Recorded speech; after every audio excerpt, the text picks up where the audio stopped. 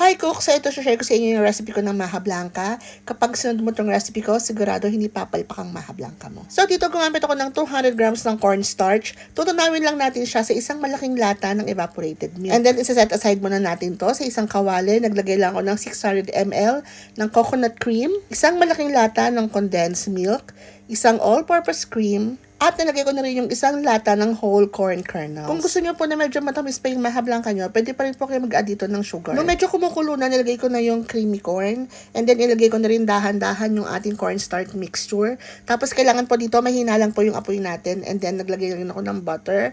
Tapos keep stirring lang po hanggang sa makuha natin yung tamang consistency. Yung parang ganyan, malapot na malapot siya. Bago natin i-transfer sa ating mold. Sa toppings po, kayong bahala. Pwede kayong maglagay ng latek. Pero ako cheese po yung ginamit ko. So, ayan, gawa na po yung ating maha blanca. Napakasimple lang po itong gawin at siguradong masarap. Kain mo na naman.